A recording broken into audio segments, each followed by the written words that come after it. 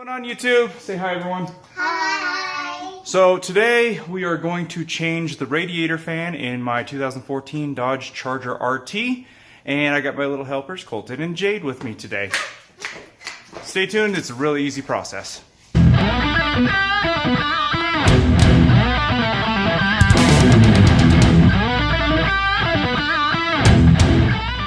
This is the new fan. Decided to go with a little bit of an upgrade.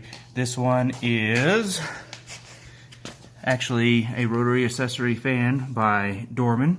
Part number 621526XD, which indicates that this one is the Pursuit package fan, which has a brushless motor, so it's designed to last up to 10 times longer. And then they have some upgraded fan blades here for better airflow.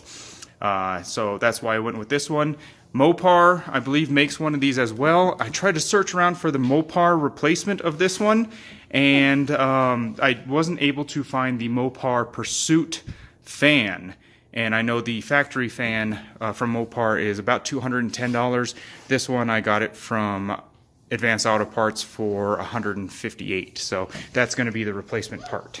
First thing we did, since we're going to be doing some work with some electrical stuff, it's always safe to unplug the battery first. The fan that we are removing is here. Sorry, the lighting's a little bit bad. I'll try to work on this a little bit for you.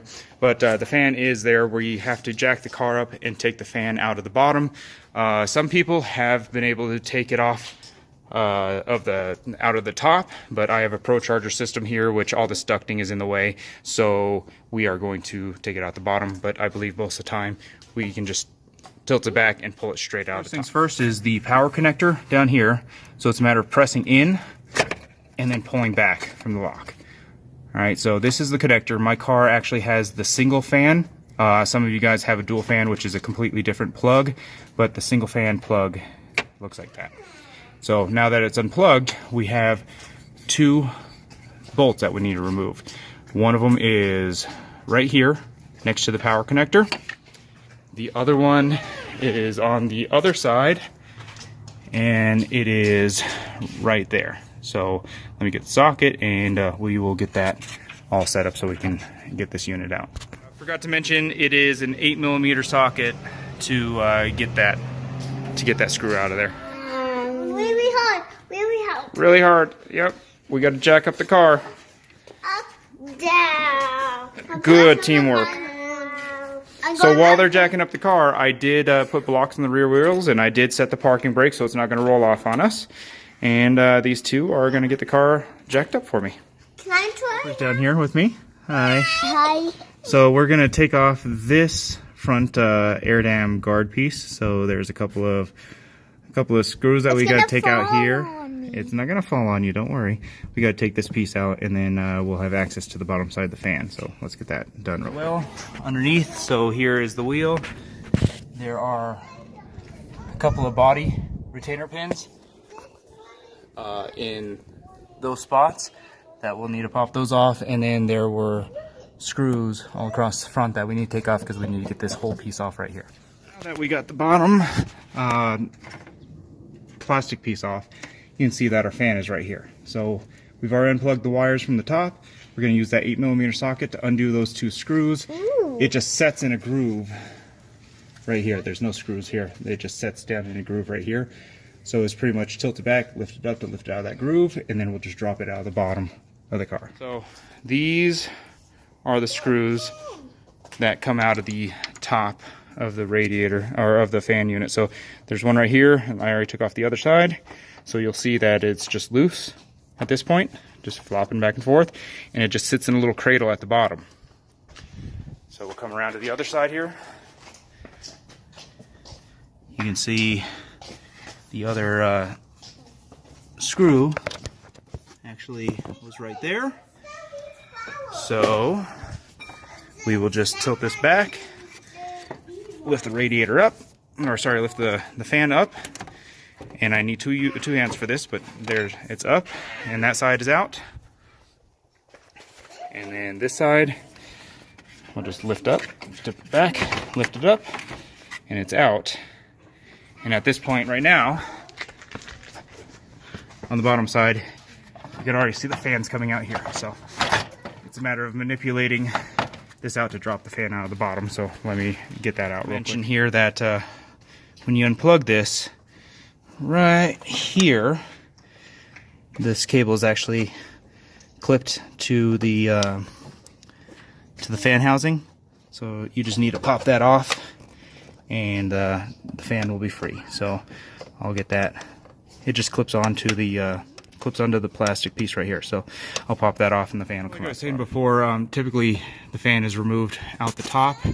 I'm running into a little bit of clearance issues with the motor mount brace on the bottom and clearance of the radiator. So 13mm sockets to loosen those up. We'll get a little bit of room to swing the radiator forward, and we'll drop the fan out. I don't have very much room there because my intercooler to my Procharger is there, and the oil cooler system that we installed a few videos ago is right here. But I just need a little bit. I mean, we're close. There is the old fan removed. So these screws for the radiator right up there, 13mm. I just loosened them so I had a little bit of movement right here in the radiator to get the fan out, and it dropped right out. So here's the factory fan, and you can see our problem was this entire fan. You can actually see how much movement is in there. So basically, the motor that was in there is going out, and we were replacing it with this new fan that actually has the brushless motor in it, and this new fan doesn't really have any wiggle to it. It's got just a little bit, but if you listen, there's no clunking around, whereas this one is clunking around. So our new fan will go in. So process we did to get that one out, reverse to get this one back in. The new one's going back in. I just wanted to show you how tight this fit is. So it is tight. It is rubbing front and rear. It is rubbing as it's going in, but it will slide it. I just wanted to show you from this angle. So laying underneath the car looking up. So there is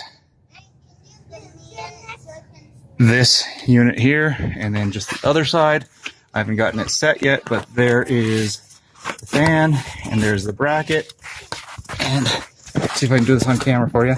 It's a matter of just pushing it up and then setting it in, which I did fine a second ago with two hands. Up and in. And then you get the fan seated in there. So now we got to go back to the top, screw in the two screws, and then we'll be good. But look at that clearance there. That is tight. Just enough for my hand to get through there. But the new fan is basically in on the bottom. We'll screw it on the top, and we should be done to bolt everything back together. On top now, I got the two screws to screw the fan in. So there is the top one on this side, come around to the passenger side, and the other one is right there. So we'll get those screwed in, and my little helpers that were helping me work on the car are over there smashing rocks. So guys, when you get older, Daddy appreciates the help, but I really hope you guys really get into this hobby, because it's really cool and it's really fun. But you guys are 4.5 right now, so I'm not gonna expect your attention to stay that long, but love you guys just for future when you guys watch this. Now that we got those two screws back in, we can get our connector back on,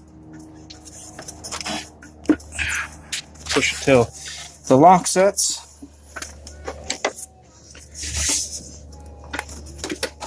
and then we got the little clip that we took off before right there that will just snap onto the fan just so the wire doesn't swing around.